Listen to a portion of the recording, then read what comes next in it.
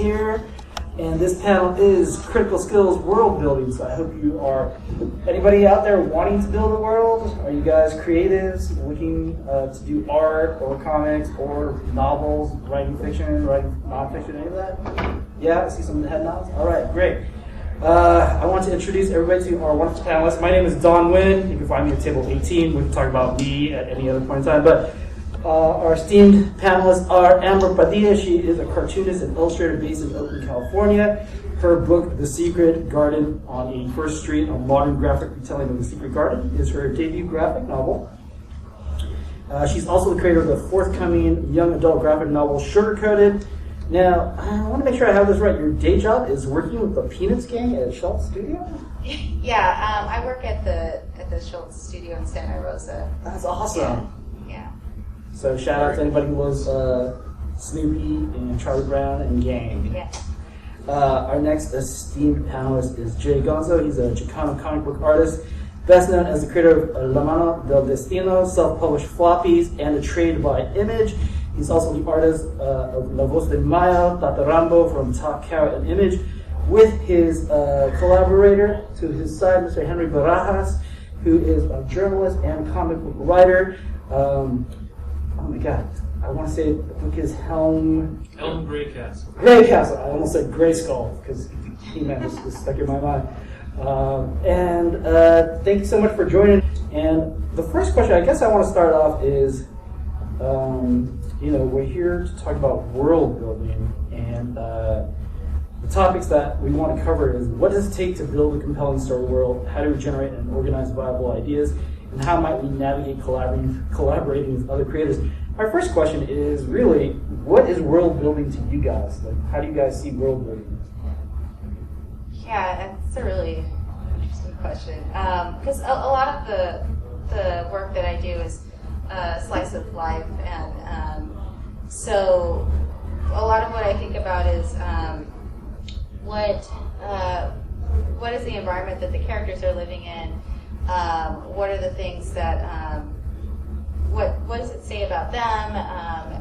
How can you look into the space that they're living in and know something about them without having to add a lot of extra description, which is one of the things that you can accomplish through a visual medium. And so I think that's kind of what I'm thinking about world building. Yeah. You go down the line, Jim. I always think about how this world is different than ours. Okay. And then how that would affect both society and my characters, like what that difference means to the story at hand and the characters within it, and what are the kind of limitations of that, like what are the boundaries of that, like where does my sense of a normal society and where does like fantasy begin, and kind of I live in kind of a magical realism, I guess is maybe not quite the word, because it is, there's a couple of key like what are the elements that are different about this world and that world, I think is what I tend to think about, and then how can I exemplify that without having to tell you this is what's different about this world, right? Like, and also like what little things could be there that would be surprising that you wouldn't think of, that don't have to ever really even play into the story, right? Like what, and kind of having that all in mind as I move forward, knowing that they're navigating an environment that isn't what we know, and it frees you up to not have to be constantly compared to like it being realistic, which is fun too, right? Everyone talks about realism in superhero comics, which is kind of funny. Like how much realism do you want out of a guy dressed like a flying rodent in 2 fights going on? Right? So anyway, that's what I do. Okay.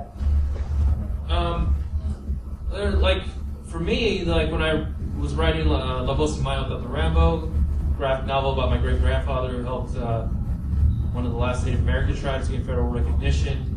Thankfully, I got to work with Gonzo, who lives in Arizona and was able to visit the area. And when people think of Tucson, it's southwest, it's near the border.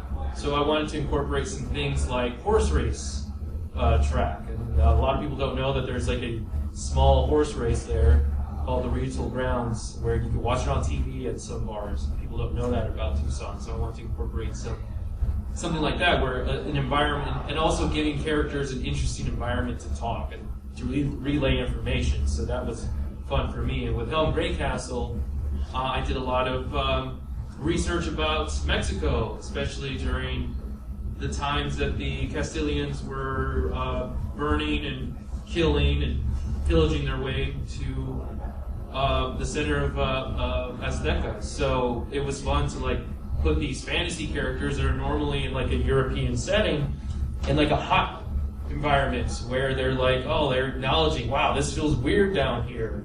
And they're like swatting bugs, like, oh, there's these giant bugs and you know, so, and also the cuisine, like they're talking about the food and they're talking about the drinks and like just making you feel like in subtle ways, giving you different environments, whether it be geographical or like cuisine. So I think it's a lot of fun to like make your own food and like, you know, bring in animals and insects that, you know, you wouldn't really think about. Now, I have a question directly for you, Henry, as Jay and Amber are artists. Now, when you are world building or thinking of the environment that you're preparing the audience for, I know as a journalist and obviously in Tatarambo, you have notes and you discuss that. Now, do you take a lot of notes or do you sort of get a feel for where you want to be?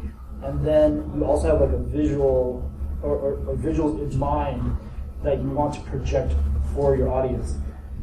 Well, as a writer, you want to be collaborative, you know? With Gonzo, he could draw anything, literally anything, so I wanted to make sure he was drawing things he wanted to draw. And the feel for the book that I wanted for La Voz de Mayo was I wanted it to always look like a Tucson sunset. And I don't know if you've ever seen the Arizona flag, but Arizona is known for its beautiful sunsets. So the color palette was limited to that. And Gonzo was really cool, picked up on it. And so, you know, I, as a collaborator, I don't want to dictate things. I don't want to say this needs to be on the page unless it's a crucial thing that forwards the story or relays information that I think is important. Yeah, there were a couple things you literally sent me photo reference on. Yeah. That was just like that dump that they were living in. Like you Yes. sent me images of it to, I mean, because that's a pretty, like, you know, when I say people living in a dump, that kind of conjures a lot of different images for a lot of different people. So that could have gone really caricatured and badly. So I think that for something like that, he was very careful. Like, you know, this is where they lived, and there were photos of it, and I was able to like photo ref those for someone. Yeah, so like, you know, back in the 60s, you know, in Tucson, there was Native Americans and, you know, just poor people that lived near the dump that would source, you know, the dump for building their homes, infrastructure. So I didn't want it to be like a junkyard or just like a slew of trash when you like close your eyes and think of like the dumps in Asia or whatever, but I wanted it to be respectful of like what the actual environment was. So, you know, when you're doing something that's like real, you don't want to like offend anyone, but when you're doing something like this where it's like fantasy, you can have fun with it. But yeah, no, Gonzo is really cool with trying to get what Did you send photo ref on like Aztec temples and stuff to your artists? Of course. Okay. Yeah. I mean, there are no photos. You know, Oh, there's ruins. Though. Yeah, there's ruins, but like we're trying to get like a specific time that there were like no one had any, you know, selfie sticks back then. But yeah, That we know of. That they want us to know. That's true. Yeah, sorry. No, that's okay. And if you get a chance, please pick up the book. I finished reading it, and I was amazed how much you feel like you're in that time. And you get that sense of temporality and like where you are, and like the artwork you do is fantastic for it. And yeah, that dump scene where you're talking about the barrio and how they have to source pieces of homes. Like it really brings to mind in terms of modern terms, like thinking of like the favelas in Brazil, you know. So yeah, if you get a chance, please check that out. Gonzo, earlier you were alluding to how you think of an environment and its limitations, and how you interact with it. Do you yourself make like little sketches or notes when you start to build your world out? The same question for you. I'm super obsessive about that. Like if you look at the if you look at the back matter in my trade paperback, I literally have the this is the floor plan and the elevations for what Lamonta's house looks like. Yeah, and I do that. Like I just did this recently for the second chapter of Lamont that I'm working on. Yeah, if it's something that's important and I'm going to come back to a lot, I'll make floor plans because I hate when you see a comic and someone will like be in the living room and then they're in the next thing they're in an adjoining room and you're like, well, I could see the wall that they supposedly walked through and there was no door there, or you see all the angle. Like the Brady Bunch bathroom has no toilet. Like I don't want that sort of thing to happen. And so, yeah, you've seen that bathroom, but in the Brady Bunch, you've seen the bathroom from every angle. Yeah. You've never seen a toilet. Yeah. So, I just don't ever want that to happen. And so, things that I'm going to come back to a bunch, I will at least do a sketch, and then sometimes I go as far as to do floor plans and elevations. Yeah. Some kind of vehicle like that if they're unique enough or what have you. Map out the controls. Yeah, I definitely. I just kind of. Part of that gets me in the mood to then draw it over and over again. And once I've drawn some kind of straight line elevation stuff, and I do a lot, probably more than some people, but not quite psychotically obsessive yet. The world that I created is so specifically, it's set in the 60s, but it's this kind of projected idea of modernity that from like 60s movies that never really happened. It's like the, like James Garner's apartment in Cash McCall is like just the most modern thing ever. And people maybe had one or two of those appliances, but their whole kitchen didn't look like that. So, but I wanted, but in the movies, like everything had, the mid 60s were about our last time we were obsessed with modernity. So it's almost like delving into like a retro futurism, like it's or a retro sense of modernity. But and I delineate as much as I can before I get to the artboard. So I don't want to have to try to figure it out on the artboard. Okay. It's really interesting because I also do floor plans, except I do take it a level further because there's these like home design apps that you can use on like your iPad or on the computer, and you can like physically build the whole structure and have 3D cameras that go through it. Oh, wow. So that's typically how I design the houses that the characters live in. So, for instance, in The Secret Garden, the house plays like a really big role in the story. So there's a whole component where the main character hears sounds above her. So I wanted to make sure that I understood where the room existed and how it existed according to like the front of the house. So like similarly, I didn't want like this room to not actually feel like it existed in this townhome. And so very, very much like figured out where does the staircase go and how does that relate to the room that Mary walks past, and just really trying to figure out how the room Designing buildings, showing off the dumb stuff that we do. And also like where does the bed sit, and what kind of furniture is in there, and so a lot of the times I'll use the props that are in the design app, but then I'll also, the level that I take it to next is I'll go use like real estate sites to go into the neighborhoods of where these places are where these stores are being taken place. So you can find so much interior shots as reference from real estate apps. And so like if you're looking for a house in Modesto, for instance, as reference, you can go in to the house from the real estate app and really get a feeling for how those interiors look. Because of course you can go outside and take a picture, but you don't know what those houses look like from the inside. And that can really help add authenticity to the work that you're doing. So for Secret Garden, I looked at all these beautiful townhouses for sale in New York, and I was able to sort of get a feeling for what those structures look like. I just found out recently that there's an app where you can take like floor plans and like extrude them into elevations.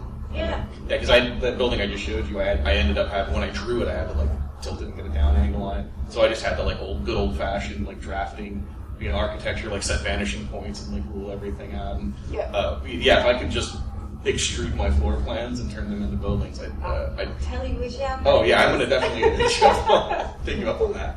Yeah. We gotta learn what that app is.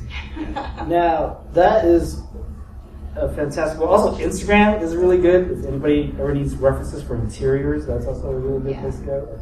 Well, not a chain. It's like go look at apartments and housing interiors off of Instagram. Now, you know what I feel like you guys are commenting on is really about continuity and consistency in environment and in space. But in terms of a greater world, like beyond just an environment, do you have to consider that too? I know in your short stories, you deal with a locale. Also, in the project that you guys did, it's like a very specific place. But do you think beyond that at all, or are you able just to stay within the microcosm of the story that you guys are telling? Like, do you have to think about that in terms of like, if I decide to continue the story later down the line? Oh, I know. I mean, I'll show stuff in my comic. Like in issue 6, there's a priest with a blue mask on, that he's just there. I mean, there's like fun. It's like that dude in the Watchmen miniseries that just happened. That slippery guy that slid in. Like, I'm sure whoever put that in there knows what's going on with that guy, but we never get to hear about it. I mean, I know that guy's. I know my Lieutenant Rick Priest. Like, I know his whole deal, and even some like the 70 wrestlers or 70 plus wrestlers I've drawn in there.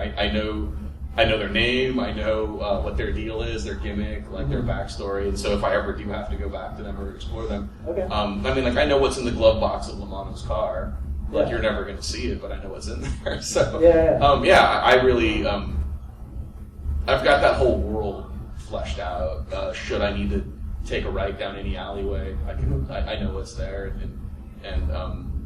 but I don't necessarily need to like walk down every alleyway and open every door. So and that's just my kind of obsessive nature about having done this for a decade now. But it also makes the world feel more real. Like no one looks like they're on a sound studio and or in a play. We're not doing Our Town. You know what I mean? Like there is an actual set and setting.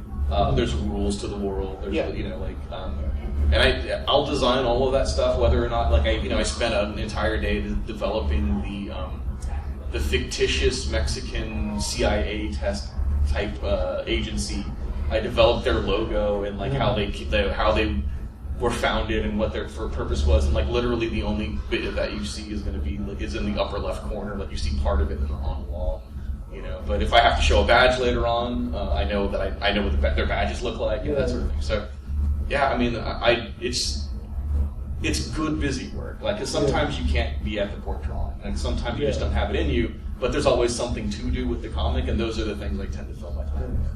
And then Henry, same question along that line. Do you also, I don't know if any of you have this, but do you put together almost like a story Bible for your environment, or part of your story Bible is dedicated to the environment and the atmosphere? This is where Gonzo and I we're not 100% on level about everything I do in a script is for the story. Okay. So everything goes on the script. If it's not on the script, it's probably not that important to me. Not to say that it isn't, but I think one thing that could get you pretty, keep you busy in ways is by trying to build a world that doesn't really service your story. And I think story, above all, is the most important thing. And that's what I try to do. So everything I put on the script is kind of what you need to read, because I know scripts are dense as an artist, I'm assuming, because they're dense for me, and I don't need you to read more than you need to read. And whatever I'm going to show you as an artist is more pictures, because I think that's easier information to absorb. But sometimes I do a story Bible. I mainly outline a whole book, and I will have character beats, and just so that they can reference. I make character folders so they can organize all that stuff. But I think at the end of the day, if you can make sure the world you're building is servicing the story you want to tell. That's the most important thing, in my opinion. I think one of the ways that I do that is it's more about the characters and sort of the things that they like and do, and like similarly, some of that stuff won't ever be in the story, but it helps me understand who they are when they're in their space. And like, what do they like? Where are they from? For instance, in the Secret Garden, I was only given a very small description of Mary's parents, and so what I ended up doing was, if you read the original novel, it takes place, the beginning of it takes place in colonized India, and so Mary is essentially, she's British Indian, but she's British, she's white. And so what I ended up doing was I made her father Indian, and so she's biracial, and there are little hints in the first few pages that she comes from a household of partially Indian descent. There's little decorations in the house, and it's really just to say that like this is a callback to the original novel without explicitly saying it, and also sort of reclaiming it. And there's a lot of like racist undertones in the original novel, so it's really nice to be able to do that with The Secret Garden and sort of flip it around. But yeah, so just thinking about the characters and who they are, again, like little things that may not have been in the script, but you can see them in how they act, what they wear. You can get, for instance, Mary likes to wear like gamer girl t-shirts and stuff like that. And that really helps to also build out the world through the characters. I have manila envelopes full of just doodles, like, while I'm drawing stuff, figuring it out. I have little scrap pads that I draw stuff on, and I literally just have them on a manila envelope, and then I have digital files on my computer. And I'll research stuff from like, I have a bunch of old Motorola futurist ads from the mid-'60s that are fantastic, and they're just in there. And then, so when I go looking for one thing, I'll bump into other things, like I don't keep them so organized that I can just pluck out the one thing I was looking for. So if I'm looking for some, building ref, as I'm going through the files looking for that building ref that's in there, oh, there's those Motorola ads. I'm like, oh, look at that balcony, that's cool, So, I just try to create as much opportunity for things that just can kind of feel the mood of the world that I created, that aren't necessarily going to be one-for-one translated into the book, Building ref might have a great sweater a guy's wearing, like, oh, that's cool.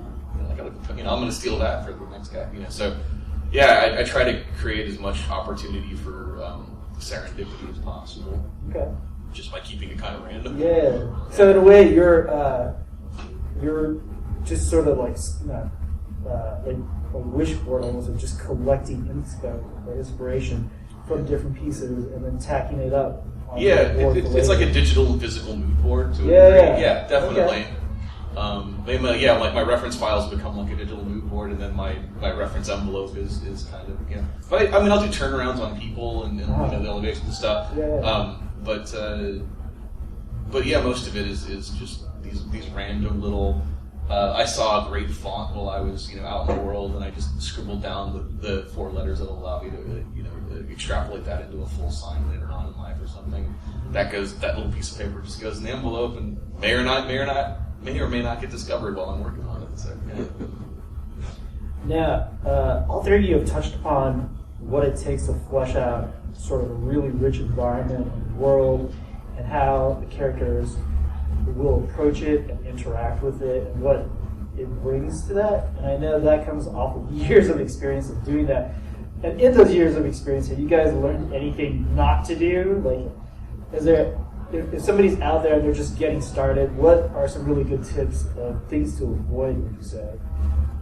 I think don't over-explain things is probably respect your audience. That's probably just know that you can hint at things and people will pick up on it. Yeah. You don't have to put a big arrow point. You can leave it to the imagination. Yeah. Okay. And leave open-ended stuff. Maybe stuff you don't even fully understand. Yeah. Like in there, like this character's just gonna randomly like have a chicken hat on. Okay, cool. Like I might get picked up later. That's future Gonzo's problem. Like I don't know. Like I might never go back to that guy, but like I have a chicken on this hat. I mean, but it should make sense in your world, right? Like I mean, it doesn't have to be that, but you can do just weird, dumb stuff. Yeah, like give yourself some open-ended stuff, and then don't over-explain. Don't feel you have to have a reason for everything to be in there as well. Yeah, I think for me it is the write stuff down because you might forget that you put it in.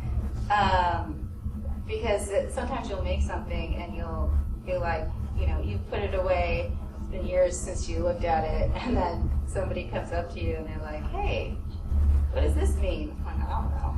I don't remember." So, just know that like when your art goes out to the world, you don't know how people are going to relate to it, and what's going on in their mind when they're thinking about it. I sometimes think about I know that Star Wars, for instance, has like a guy who's in charge of continuity, and he signs off on whether or not this lives in continuity because he has all the information. And if you ask George Lucas, probably doesn't remember everything that goes on with the whole world. So, anyways, maybe what I'm also saying is don't overcomplicate it. Isn't George Lucas from here? He is, yeah. American Graffiti was inspired. Something I heard from a writer named Greg Rucka is always assume your audience is smarter than you. It doesn't matter what you do, someone's going to come tell you something about something you did you don't know. And just be okay with that. Be okay with failing.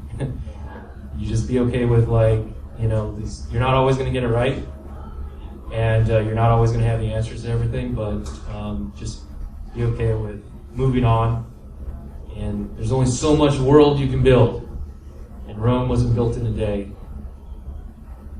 Lord knows Modesto wasn't, right? Still building, just like Tucson. Whenever I go home, same construction on the same streets. She's always bettering herself. They work on the streets. Yeah. I don't believe that for a minute. Anyone driven in Tucson? You won't either. Sorry. That's actually something really important to hear, which is that you can make mistakes and come back. And just as a point of humor, how often have people brought that up to you, pointed stuff out to you, especially since you brought it up, Andrew?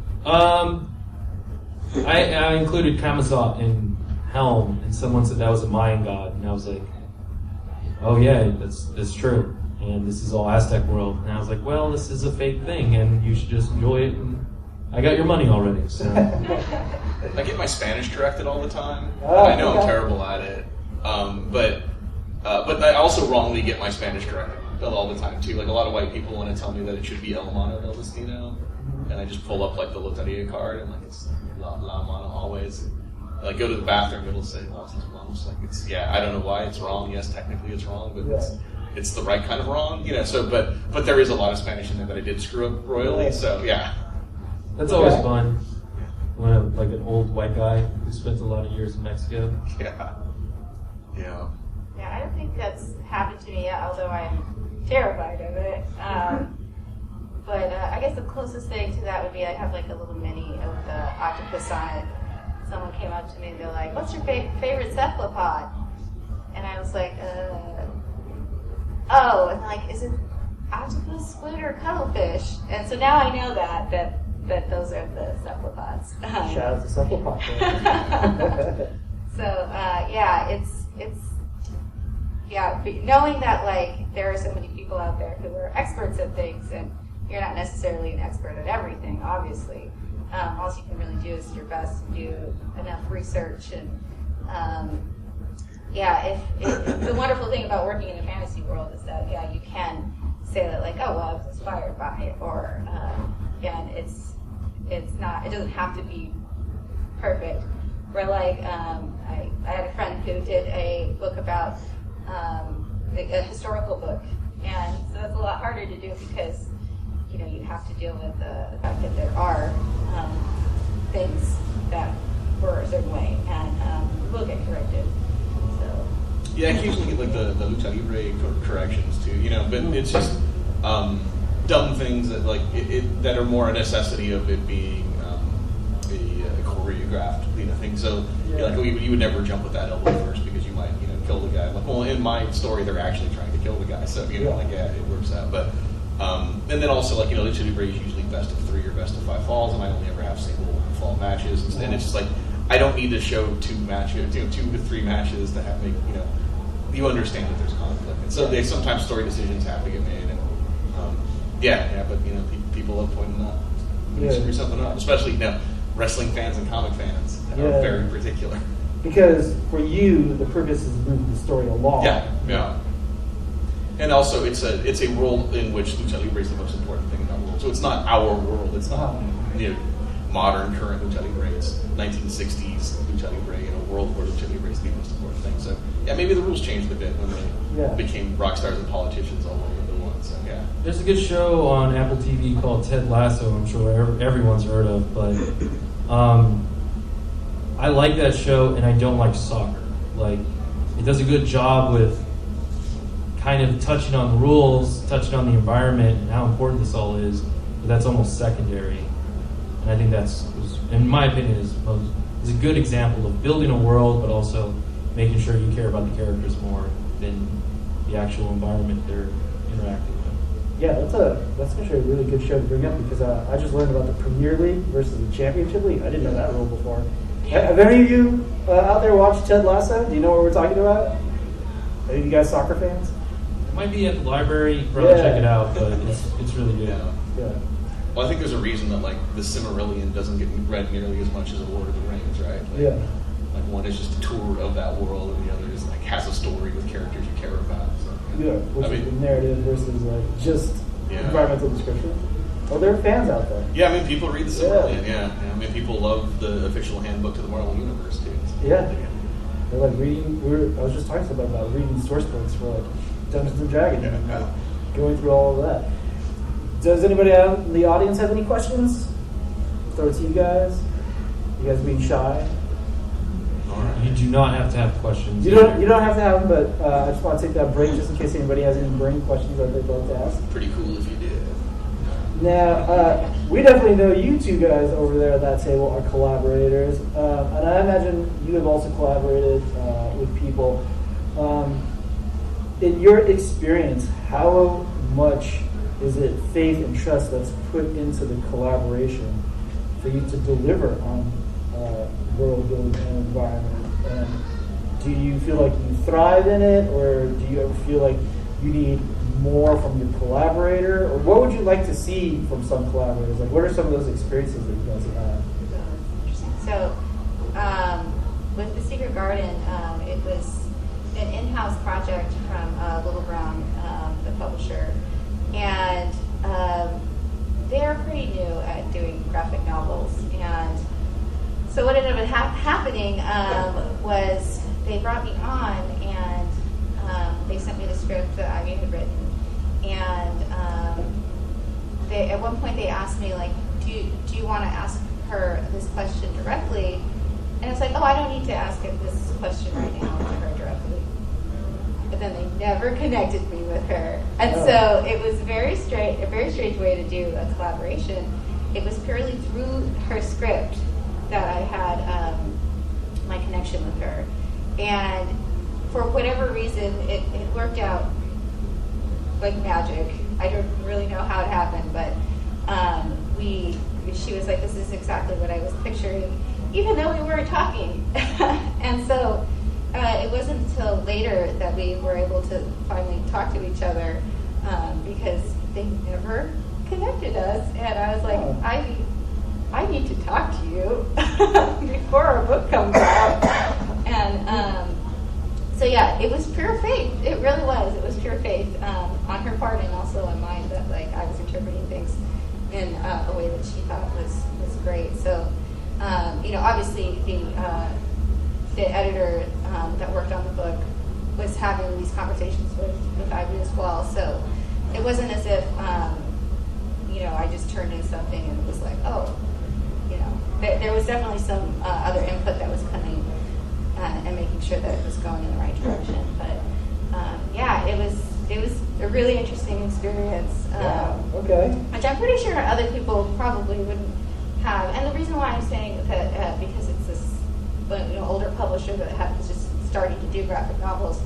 A lot of the times with picture books, what will happen is a writer will submit their manuscript, and the publisher will choose the illustrator, and the illustrator will never talk to the writer. So a lot of the picture books that you see, it's not an actual collaboration between the two of them. Although it does happen in traditional publishing, it's this really cut off way of doing things, and I think that's the reason why it ended up happening on Super Garden. When working with Henry, the subject matter kind of, I felt not really a burden, but I felt obligated to make sure that it was handled well, just because of the kind of importance of what it was. But it is ultimately it's the story about a person's effect on that world. So I had to kind of, in a weird way, build a world around him visually and make him seem integral to that world. And so, everything from, how I drew him, the color palette and stuff. So, and then just kind of making sure I did right by what the subject matter needed it to be. So I was very kind of just in service of the script and the story and making sure that the kind of emotional truth of everything was coming through what I put on paper for that. In other collaborations that I've done, and I've had a little more freedom where things weren't quite as spelled out, and that those I'll do sketches beforehand because I don't want to waste my time, So I'm just like, hey man, this is what I'm thinking these monsters look like. This is what I'm thinking the layer looks like, just to kind of get them to buy off on the idea before I do an entire page. Just to have them go, I was thinking a little more organic or a little less techy, or like those sorts of things. So. I'm always trying to exceed expectations. I want to kind of give them something better than what they asked for. But with Henry, it was definitely kind of do it or you're fired. Well, it was honoring the importance of what was being in kind of every way, shape, and form. I didn't want anything to seem dashed out or slighted in any way. Did you guys have a constant dialogue about it? Kind of, yeah. Oh yeah. Yeah. I mean, we were friends before we worked together. Yeah. And in fact, the person who put us together didn't know that we were friends. He's like, oh, you should have Gonzo do that book, not knowing that he knew me already. So it made things work a little smoothly. And it was the kind of thing where I could just text him or call him if I had some question about a thing. And I didn't have to be, and we're friends enough that I didn't have to be delicate about it either, But you could have been. Yeah, that ain't my style. Sorry, but that was it was good. I mean, and he's I think I only had a few things that I kind of wanted to change, and he was very receptive to all of that. I don't think he pushed back on anything. Or you're like, yeah, that's. I never pushed back. Yeah, it's like if it sounds better, he'll. I mean, he's not precious about his script. Are you just calling him a softie at this point? No. I mean, he's also. I mean, he writes a good script too. It's there's not lots. I mean, I think a lot of writers forget that it's a visual medium. Sometimes they want to tell you a bunch of stuff. And I can't tell you how many scripts I have where I'm like, you can't have 3 actions in the same panel. That's not how that works. Or or you can't. This that or that. And or give them a bit of business. Where these shouldn't be talking heads. What else? Look, man, if you're a writer, not an artist, you should always remember what are your characters doing in each panel, and if what they're doing is talking, maybe have them doing something else because you can talk and do other things, right? Have them make a cup of coffee, light a cigarette, I don't know, pull a book off a shelf, give them a bit of business. It makes it so much more interesting. And Henry's a guy who understands giving people a bit of business. I don't think there's any, except when it was super important for it to be these isolated head talk, and then because they were these very kind of, he knew when it needed to be that, and he definitely was well, they're walking and talking, so have them, walking through, whatever's going on. So, yeah. Yeah, but most of all, you definitely get that sense that everything's very purposeful, especially in the portraiture scenes where it's just the talking heads. Yeah. I mean, everything was considered in that book, for sure. Nothing is just and even in my book, I'm too obsessive to not oh, that'll do, that'll do is never a thing that I, everything's got to have a motivation to it, and everything should feel motivated there you go. There's another thing as writers. Everything should feel motivated. So nobody stands and talks to somebody head on for like 40 minutes or however long a conversation would happen, even 10 minutes. Give people something to do and figure out what is their motivation. So if they're saying one thing, maybe hint at motivate what they're thinking, as well.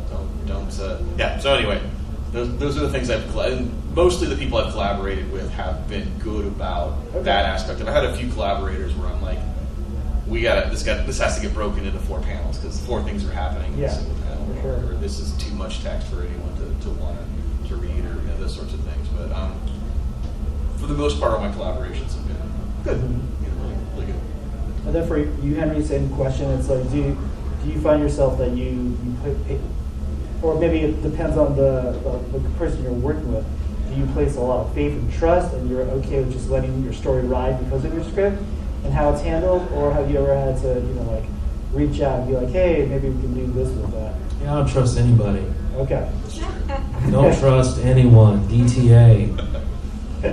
I do, I'm not an artist, so I'm not going to tell someone how to draw something, but if something's stiff, I'll say, hey, can we do this, or can we, I don't like characters just standing around. That's boring. It's boring comics. I like good comics, so I try to make good comics. I do trust. Like Gonzo is I feel very, very lucky to work with Gonzo in the sense that he knows how to make things exciting, and I didn't have to explain that to him. So my scripts are pretty bare because I know he knows what I'm picking up. He's going to pick up on what I'm dropping, So I'm not worried about spelling everything out for him. If I have to, I will. But you're like, you were like Ramon's making breakfast talking to his family. Yeah. You weren't like Ramon is holding a skillet in one hand and a spatula in the other, and the kids are, which I've seen those scripts. Yeah. So at least he understands that I know what making breakfast means. Exactly. Exactly. Yeah. Have faith, trust in your collaborator, it's going to be fun. It's always a beautiful thing when your inbox pings and you have art to look at. Right? I think that's one of the greatest. And I think you can always start kind of at you can start like Ramon's making breakfast and send it to your writer, and then if he just gives you something stiff and boring, then the next time you give him a strip, it needs to be, he's got an apron on, he's holding the skillet in his, you kind of get a feel for what they need, because some people understand, conversations need a bit of business, other artists are going to give you just close-ups on heads talking, and you're like, okay, I need to tell this guy, he's making a cup of coffee while he's talking to him, Panel 1, he's holding the mug and he says this. Panel 2, he's got the filter. Some artists need that. I know some people don't want to do more than they they think they're going off script if they're interpreting that in something. So feel free to start one place, but no, you can totally back up into shorthand with your artist, or you might have to just spell every single little thing out as well, and you'll find out with whoever you're collaborating with. That's not as well. Henry, Gonzo, have you guys ever had an experience similar to Amber where you guys have been cut off from the other party and had no communication whatsoever? I just did a book like that. You did, yeah? Yeah, it was so not only was it in the literary world or? No, it was a comic. Yeah, it was a comic project that shall remain nameless. But it was 80 pages that had to happen in a month or two, and so they broke it up. They broke it up over 5 or 6 artists, and so we were all just doing chunks of it in the dark. When we each started, we had nothing. I was like, hey, what does this guy look like? I'm drawing, these main characters, I know what they look like, because everyone knows what they look like. What are they wearing? What are their clothes from, I'm starting on page 13. What were they wearing in page 12? Yeah, that's wild. You had no reference. And then, luckily I got photo reference, or they had that page drawn. Okay. And then I got to a point where I'm like, well, what does this character look like? And they're like, oh, you're going to be we haven't seen him drawn yet, so you're going to be the first to do that. So then I drew him, a turnaround. I'm like, well, this is how I'm going to draw him. And then luckily no one had already started on their end drawing. Yeah. And we never spoke to the author. We only spoke to the editor, and it was just this, and then I had drawn some characters. Luckily, they were only in a couple of panels, and I turned in those inks, and they're like, oh, yeah, by the way, so-and-so already drew those characters. We have that can we get you to change them? And I'm like, well, if we both drew them at the same time, why don't we see whose is better? Yeah. You know? And honestly, the way he drew them was not the way they were described in the script for me. So I just had to pull these panels and put them back on there. So it was a real weird, we're all like, putting an ingredient into a soup and none of us knows what the other one's throwing in there. We're all just like, are we really making pumpkin soup? Like, I don't know, I hope so. Like, so but that's the most kind of going back and changing things I've ever had to do, just because I had no access to the author. There was it was a weird continuity where, things could retroactively get changed if someone further down in the pages did something they liked better than what I did. I had to go back, and now their car's different. Now their outfits are different. So luckily, it was nothing like that. Okay. But then some of it, like the car they were driving, I was like, what model? It's a type of car that they had, and like, well, what year and model is it? Yeah. And they're like, we don't know. So then I did some research. I'm like, well, this is what I'm going to draw. And luckily, no one else has drawn the car. Yeah. So weird stuff happens. Yeah, stuff like that happens, so be prepared. Yeah, just kind of do your best. Okay. You can't tell if my jaw is like. Yeah, it's like a double blind So experiment. it comes out in a couple Oh my weeks. God. I'm real curious to see what it looks like. Yeah, Like, I'm all curious to said see what it and looks done, like. Yeah. So did the art, was it specific to each artist? Did it? Oh yeah, we all have our own different? styles. I mean, and they're pretty drastically different. Yeah. But the subject matter kind of is okay with that. Like it's not gonna. I mean, it'll be whiplashy, but it's kind of maybe intentional. But the scenes don't even really break cleanly. You know what I mean? Like it's not real. Like this whole scene is concluded now, or the next scene. I mean, I definitely dropped mine mid-scene, and then someone else just picks it up. That's fascinating. They were just like, we need to get it done, so we're breaking into these sections, and I think a little better organization could have had that process. Yeah, you know what I'm talking about too. Sorry, we can't talk about any of this, not on the record especially. So all I can say is my 12 pages, I'm pretty happy with. Okay, that's good to hear. That's good to hear. Whether or not that flows with the story or makes some kind of sense, we will find out. Harry, have you ever had to release? Amber, you go first. Oh, no, yeah, it was just the Secret Garden. Everything else I've had, interaction with any of the collaborators I've had. But again, I'm not entirely sure, maybe I should have been reaching out more. It wasn't like the door was closed. It was just a weird, unusual experience. Okay. Yeah. Well, some companies have policies where you're not supposed to contact the writer. Like the bigger companies, everything has to go through editorial because they want to be in the loop with all that's happening. If you start having side conversations, they get a little puckered. Yeah, and I wouldn't be surprised if that was the case. Yeah. Oh, I mean, with mine was just necessity. We got to get this out the door. So. I don't care about that stuff. I need to talk to who I'm working with, and I'm never going to do a project where I'm not talking to that person. So maybe that makes me a diva. Maybe. I mean, sorry, no, what? I'm a diva. You have a question? I just want to know what inspired one of you to go into this writing? Was there something that... So what inspired us to make comics? Yeah. So I grew up just loving any visual medium, whether it had been animation or cartoons in the newspaper or Saturday morning cartoons, that sort of thing. And what really changed things for me was Sailor Moon had come out on television when I was in junior high school, and that's when girls were supposed to be into that particular show. So it really hit me in a really strong way.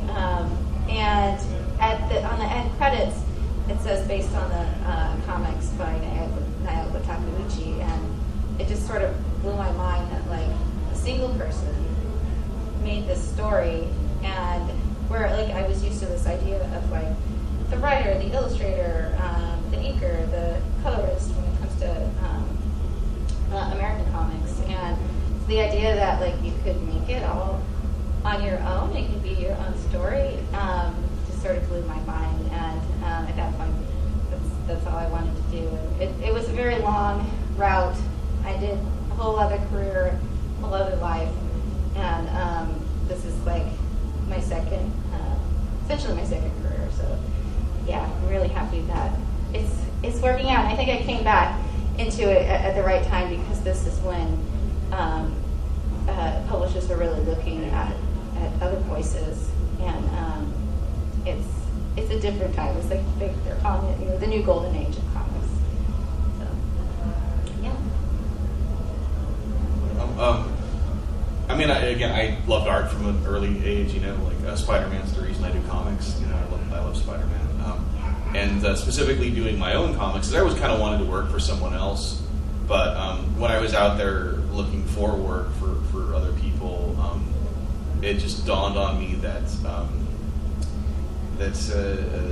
representations of things that I love, like lucha libre and my Chicano culture, had been kind of co-opted by mainstream American culture in a way that, frankly, I was sick of seeing sepia-toned, brown, dirty versions of Mexico. I just couldn't.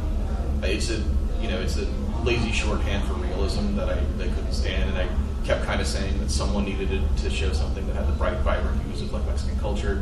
Someone needs to show lucha libre where the luchadors are heroes and heroic instead of a punchline. Then I realized that I was someone, and so to celebrate the beauty of my culture, I decided to create a world in which that was heightened, in which lucha libre not only happens in this world, but is the most important thing that happens in this world, where the kind of Chicano palette doesn't exist just as accents to this world, but it is bathed the entire world in this color palette. I mean, I only use 12 colors in there, and they're all super bright.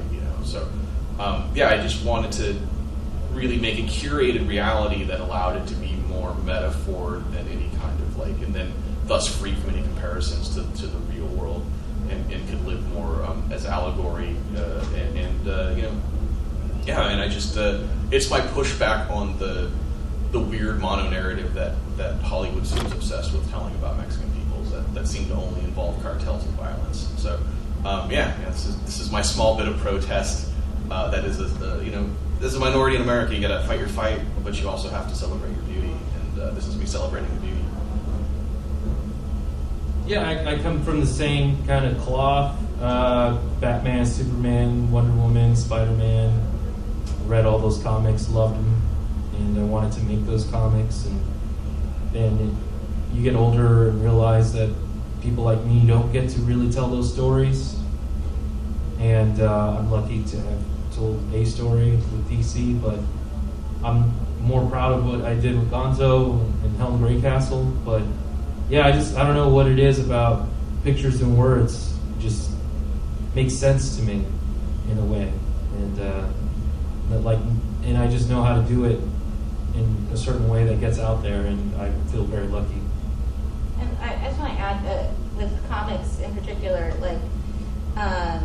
you can make these huge, essentially cinematic universes without all of the extra baggage that comes with that. So if you're making a film, you have so many things that have to go along with it. It's like you're employing an entire company, essentially. There's the people who do the lighting, the cameras, the mics, the sound. Then someone's making the music and all of that. But with a comic, you literally can make the whole thing yourself. And you can make a whole world with a pencil and paper, and it's all just you.